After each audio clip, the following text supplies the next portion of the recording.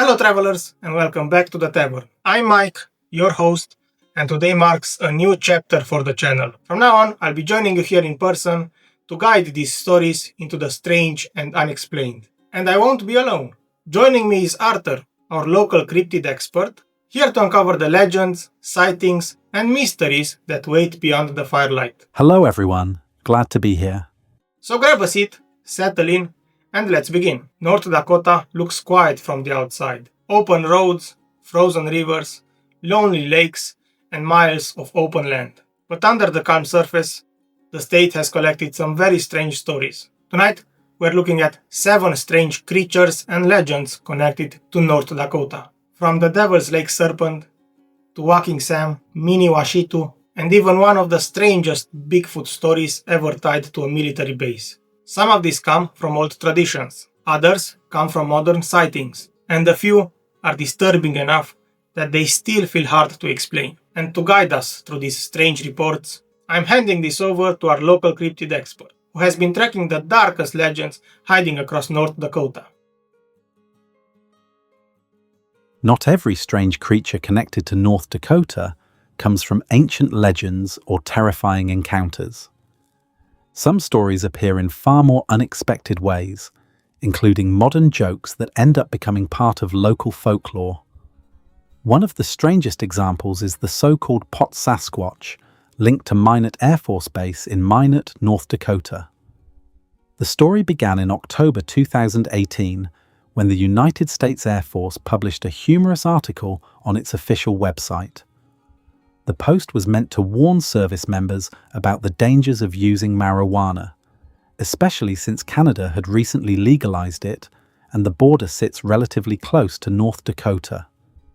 To deliver the message in a memorable way, the article described a fictional Sasquatch spotted near the perimeter of Minot Air Force Base. According to the joke, the creature had wandered onto the base after being attracted by the smell of marijuana smoke drifting through the air. The story playfully suggested that the legendary Bigfoot-like figure had developed a taste for the smell and had been lurking nearby because of it. The idea of a giant hairy creature sneaking around a military base because of pot smoke quickly caught people's attention. Although the article was clearly meant as satire, it spread across the internet and gained viral attention. Many readers found the concept hilarious, and news outlets and social media users began sharing the story widely. The Air Force Public Affairs team later explained that the goal was to highlight the career risks of drug use for military personnel in a way that people would remember.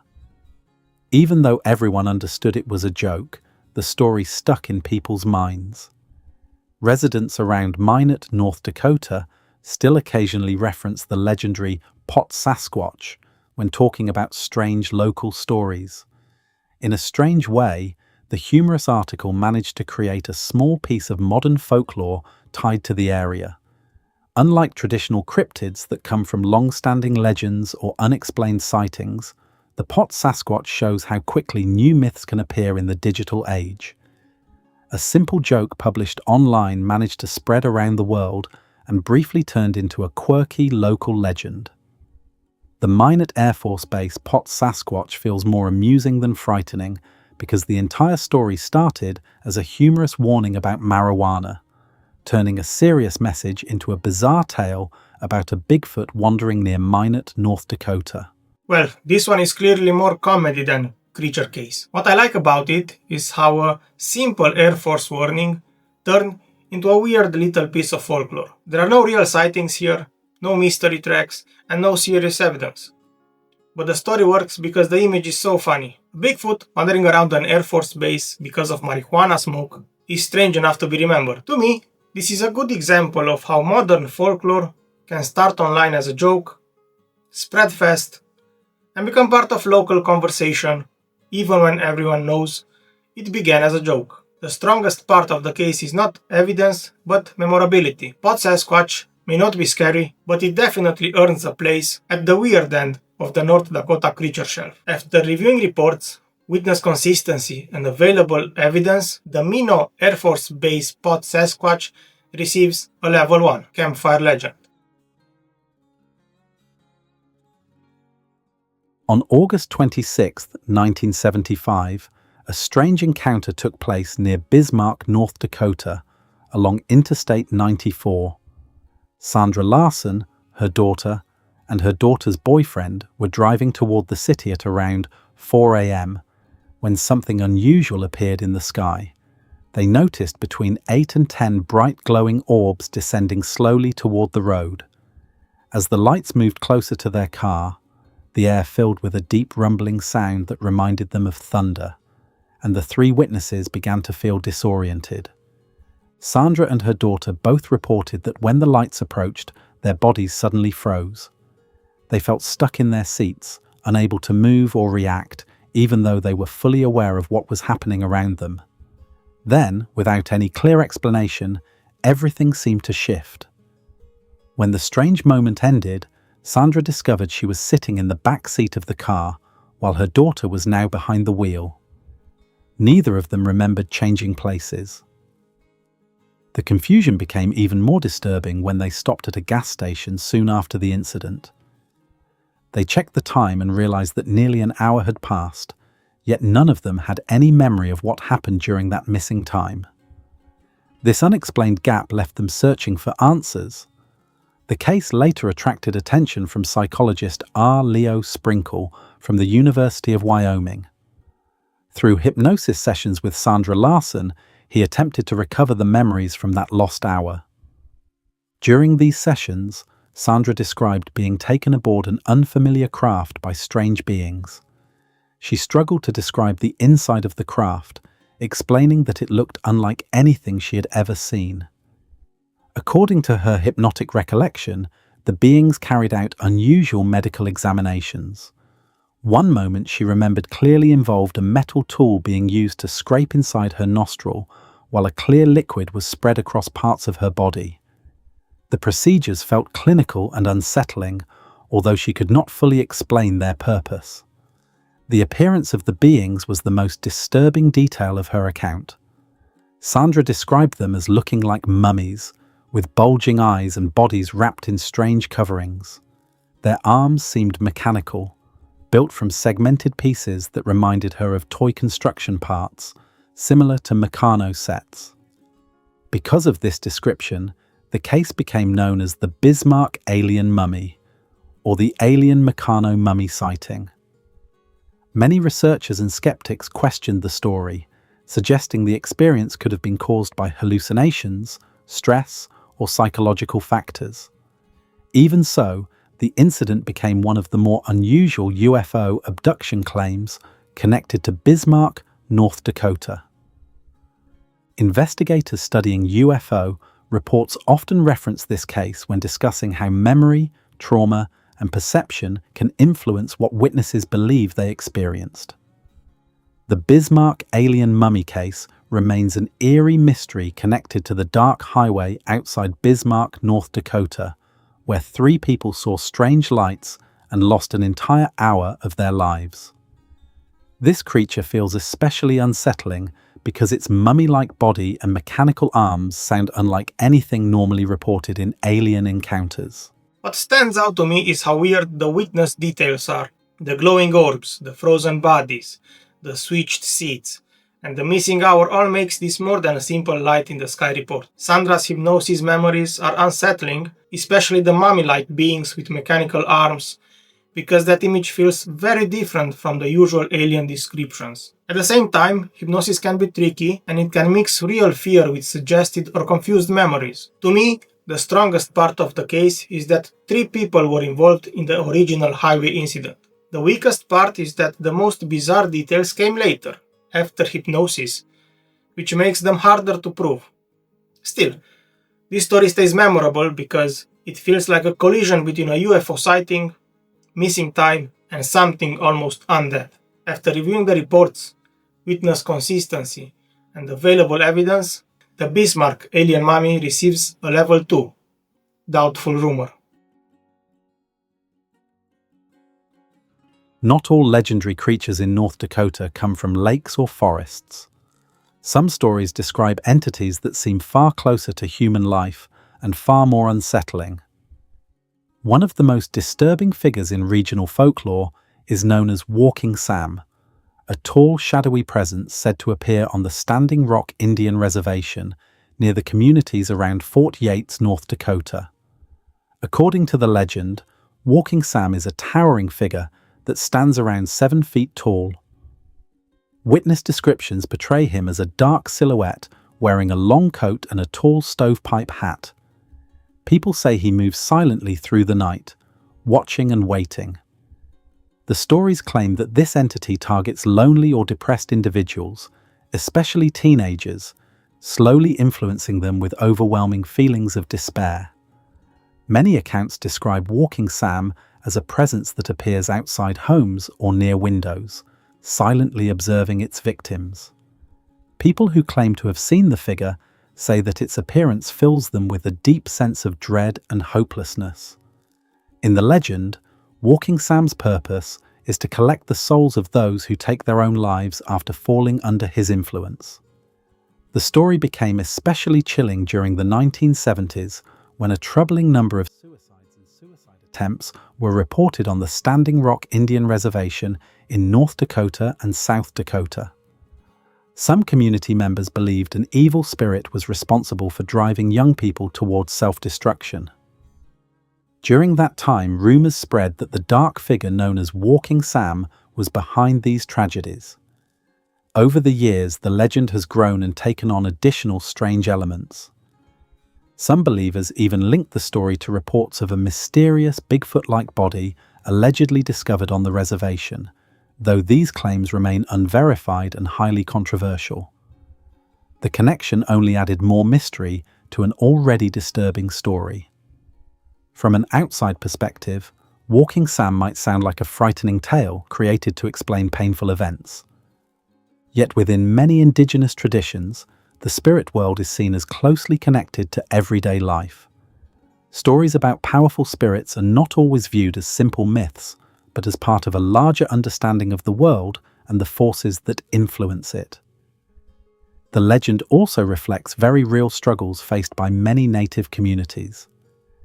Suicide among young people has been a serious issue in several reservations, often connected to long-standing challenges such as poverty, addiction, and generational trauma. In this context, the image of Walking Sam becomes more than a ghost story. It becomes a symbol representing despair and the unseen weight that many people carry. By giving a shape and name to that darkness, the legend may help people talk about something that is otherwise difficult to explain. Stories like this can serve as warnings, reminders, or ways to process pain within a community that has endured many hardships. Even though there is no scientific evidence supporting the existence of a supernatural spirit collecting souls, the legend of Walking Sam continues to circulate around the Standing Rock Indian Reservation near Fort Yates, North Dakota. This entity feels especially chilling because it represents not only a mysterious shadow figure, but also the very real despair that can haunt people's lives. This is one of those legends that need to be handled with care. The shadow figure in long coat and stovepipe hat is frightening, but the deeper fear here is despair itself. What stands out to me is how the story gives a visible shape to something many people suffer through silently. The connection to Standing Rock and the suicide crisis of the 1970s makes this feel much heavier than a normal ghost story. As evidence for a real entity, the case is very weak, but as a cultural warning, it has a powerful emotional weight. I think Walking Sam remains memorable because it turns isolation, grief, and fear into a figure people can recognize and talk about. To me, the most important part of this legend is remembering that behind the scary images are real people, real pain, and a real need for support. After reviewing the reports, witness consistency, and available evidence, Walking Sam receives a level 2, doubtful rumor. The Miniwashitu, often called the water monster of the Missouri River, is a frightening creature said to live along the Missouri River in central North Dakota. Stories about this being come from Native American traditions, especially from tribes connected to the region such as the Mandan and Dakota. According to these accounts, the Miniwashitu is a powerful and dangerous presence tied closely to the river and its seasonal changes. The creature is described as enormous and intimidating, standing between 7 and 8 feet tall. Witness descriptions say it walks on 2 legs and has a thick hide covered in fur similar to that of a bison. Its appearance combines traits from several animals and humans, giving it a truly unsettling form.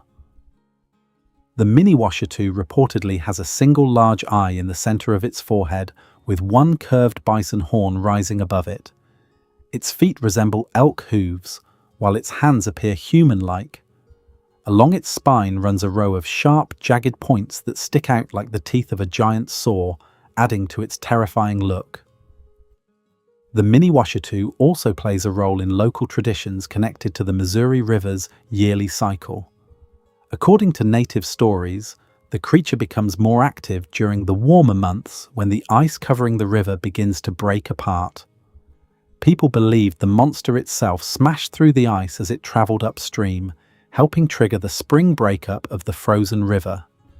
Because of this connection, the Miniwashitu was viewed as both a powerful natural force and a creature that demanded respect. One of the most well-known written accounts of the Miniwashitu came from Melvin Randolph Gilmore, a curator for the North Dakota State Historical Society, who documented the legend in 1921. In his writing, he described how people believed the creature lived deep within the Missouri River and was rarely seen by humans. When it did appear, witnesses described a terrifying sight moving through the water against the current while producing a loud roaring sound. Some even reported seeing a strange red glow shining from the water as it passed. The legend also carried a darker warning. According to the story Gilmore recorded, anyone who saw the Miniwashitu during daylight would soon lose their sanity. One man reportedly claimed to have seen the creature clearly. He described it as covered in red buffalo-like hair, with one eye in the middle of its forehead and a single horn above it. Its spine looked jagged and sharp, almost like a massive saw blade. After witnessing the creature, the man said darkness filled his vision. He managed to reach home, but he soon lost his reason and later died. Because of stories like this, the Miniwashitu became a symbol of fear and mystery along the Missouri River in North Dakota. People treated the creature with caution and spoke of it with a mixture of dread and respect. Even though sightings are rare and no physical proof has ever been found, the legend continues to live on through native traditions and regional folklore connected to the Missouri River. The Miniwashitu stands out as one of the most terrifying river monsters in North Dakota folklore because its strange one-eyed appearance, massive horn, and ability to drive witnesses mad make it feel far more dangerous than many other legendary creatures. What stands out to me is how closely this creature is tied to the Missouri River itself. It does not feel like a random beast hiding near the water, because its story is connected to spring ice breakup, roaring currents, and the danger of the river changing with the season. The one-eye, single-horn elk hooves, human-like hands, and saw-like spine make it one of the strangest creature descriptions in North Dakota folklore. I also find the madness warning interesting because it turns the sighting itself into something dangerous.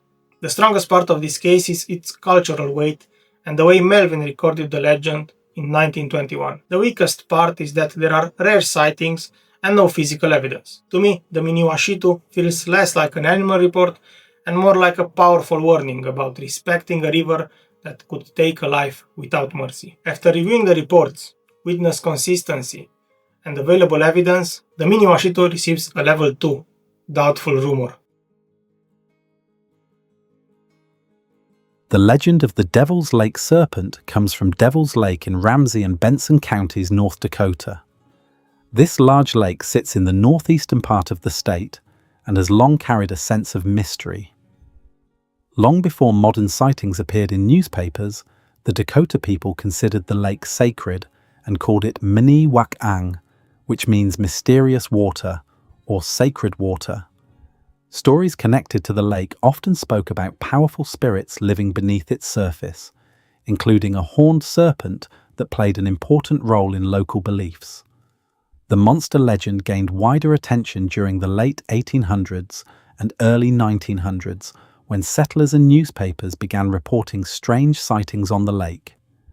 One of the earliest written reports appeared in 1894 in the New York Sun.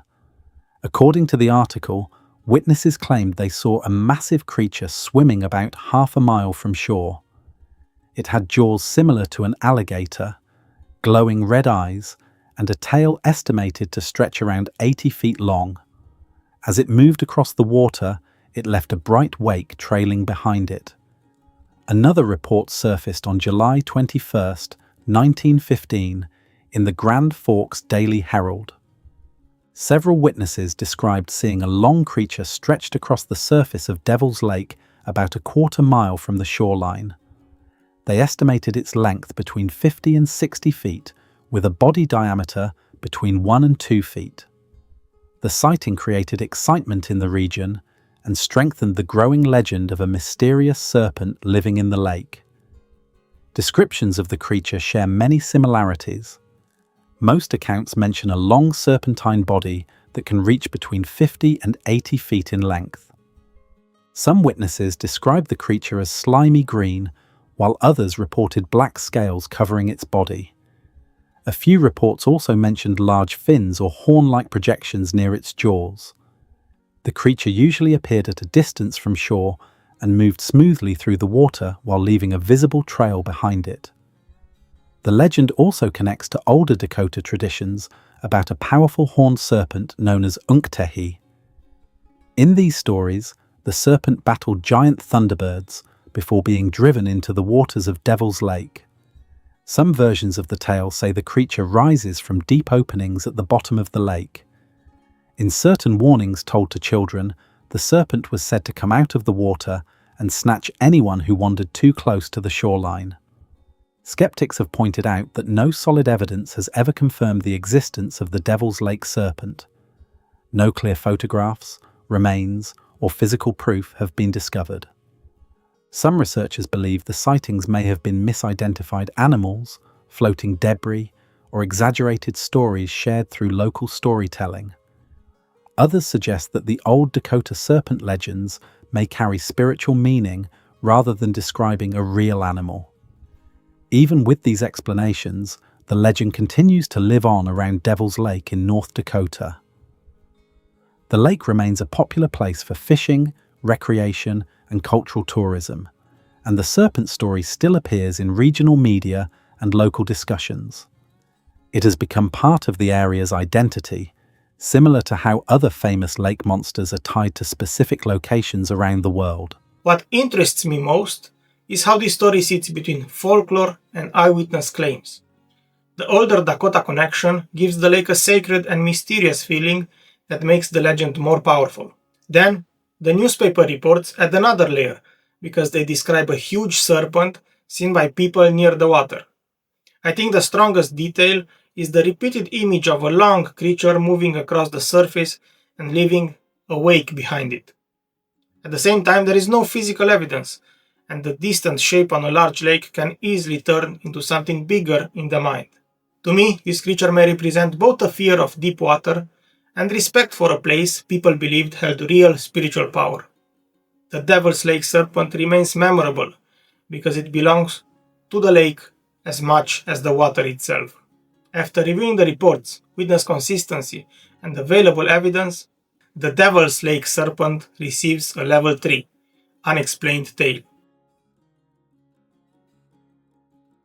Another strange legend appears on the Fort Berthold Indian Reservation in North Dakota. This creature is known as Taku-He, a name from the Lakota language that means big man. The name fits the descriptions given by witnesses who claimed the being looked very similar to the classic image of Bigfoot. Reports described Taku-He as a towering figure between 7 and 9 feet tall.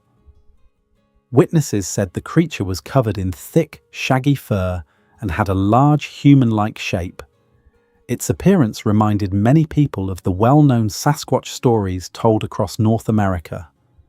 The difference, however, came from the strange and sometimes frightening abilities people believed the creature possessed.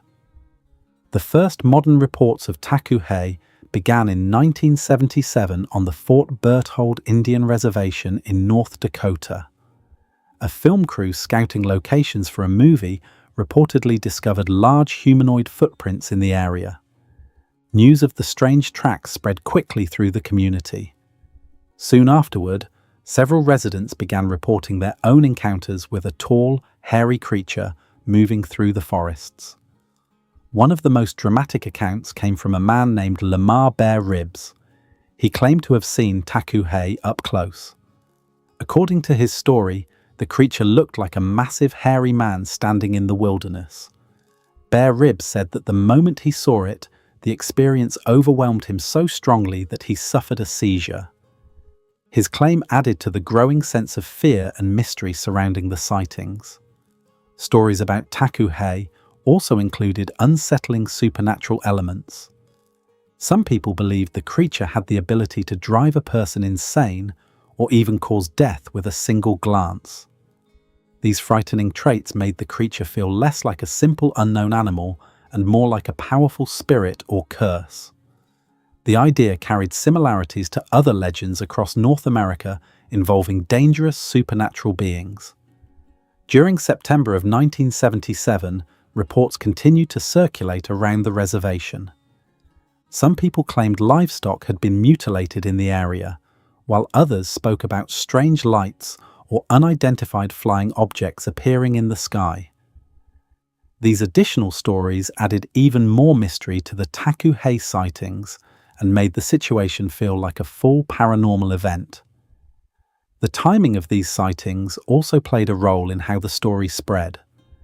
During the 1970s, interest in Bigfoot creatures was growing rapidly across the United States. A famous film released in 1967 had shown footage that many believed captured a real Sasquatch walking through a forest in Northern California. Because of this growing fascination with hidden creatures in the wilderness, many people were already open to the idea that something similar could exist in North Dakota. Even with that connection, Taku-He stood apart from typical Bigfoot stories. The reports of supernatural powers gave the creature a darker tone. In some ways, the legend resembles older native stories about dangerous spirits, rather than a simple undiscovered animal living in the forest. Over time, the sightings slowly faded and fewer reports appeared. Like many cryptid stories, the mystery was never solved. No clear evidence was discovered to confirm the creature's existence. Some believe witnesses misidentified animals or exaggerated their stories, while others believe the legend reflects spiritual beliefs connected to the land. Even today, the legend of Taku-He remains one of the strangest mysteries connected to the Fort Berthold Indian Reservation in North Dakota. This creature feels especially eerie because witnesses described not only a massive Bigfoot-like figure, but also a being capable of causing seizures, madness, and fear simply by being seen. What stands out to me is how quickly this case moves from a Bigfoot-style report into something much stranger. The large footprints and tall hairy figure fit classic Sasquatch pattern, but the Fort Berthold stories add seizures, madness, death from a glance, strange lights, and livestock mutilation. That makes the legend feel darker and more spiritual than a normal unknown animal sighting. I think the strongest part of the case is the specific 1977 setting and the way multiple rumors gathered around the reservation during that period. The weakest part is that the story seems to grow in many directions at once, which makes it harder to separate real witness claims from fear and local rumor. To me, Taku-He may reflect both the 1970s Bigfoot craze and older beliefs about powerful beings tied to the land. That combination is exactly why the legend still feels so unsettling. After reviewing the reports, witness consistency, and available evidence, Taku-He receives a level 3, unexplained tale. Bigfoot is one of the most famous creatures in cryptozoology. This large ape-like being has been reported across North America for decades, with many sightings coming from remote forests and mountains.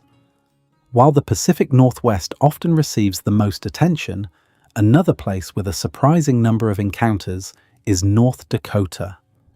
The state's wide-open landscapes, quiet forests, and small communities have produced several strange reports that continue to puzzle witnesses and researchers. One of the earliest recorded Bigfoot encounters in North Dakota happened in April 1962 near Minot, North Dakota. Dave Runkle and a friend were out hunting close to the Minot trailer park when they began to feel something was wrong. As they walked back toward the trailer park, both men felt as if something was watching them from behind. Runkle finally turned around to see what might be following them. What he saw shocked him. Standing nearby was a massive creature covered in dark hair. Runkle later said he first thought it looked like a giant ape.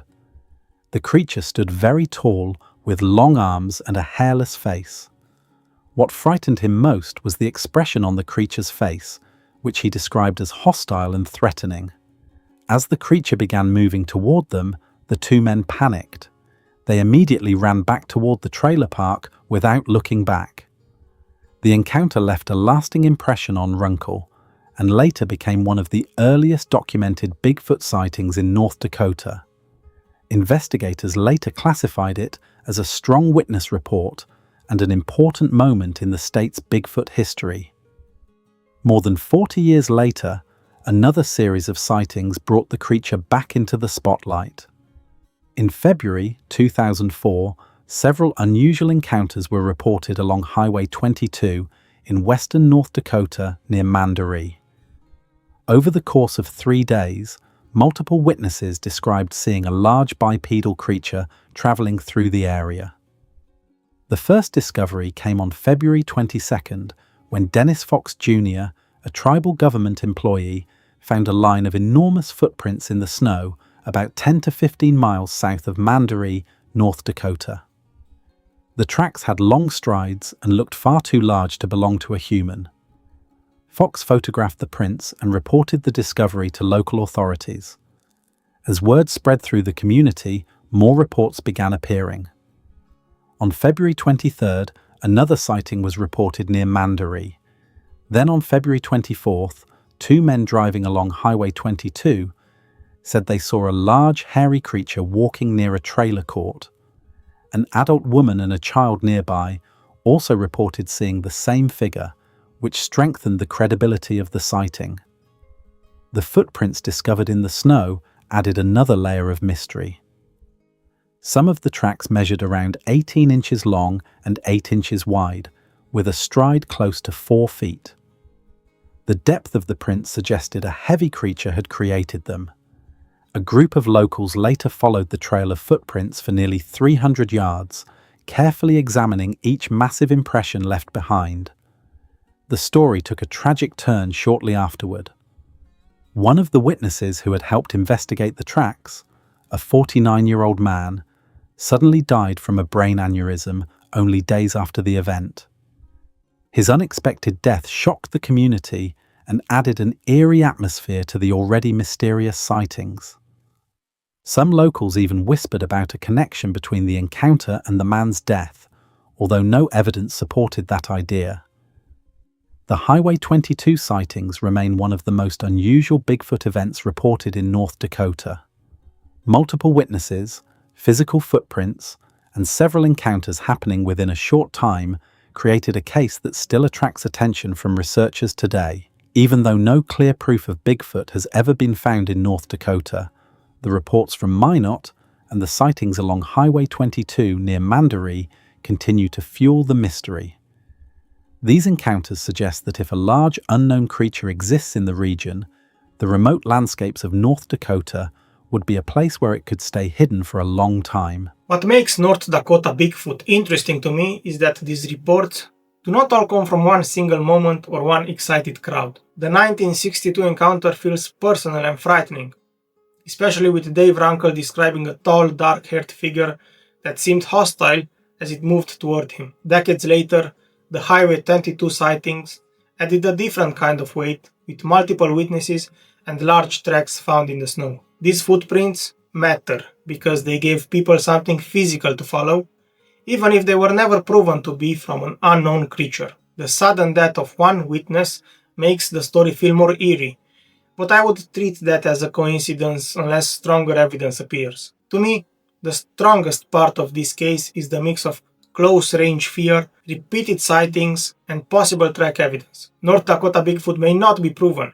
but these reports are strong enough to keep the question alive. After reviewing the reports, witness consistency, and available evidence, North Dakota Bigfoot receives a level 4 plausible encounter. So, after looking at all 7, I think the strongest cases are probably the North Dakota Bigfoot reports and the Devils Lake Serpent. Walking Sam is the most disturbing, but for a very different reason. Now I want to know what you think. Which North Dakota legend feels the most believable to you, and which one sounds like pure campfire fear? Drop your pick in the comments, and I'll see you in the next one.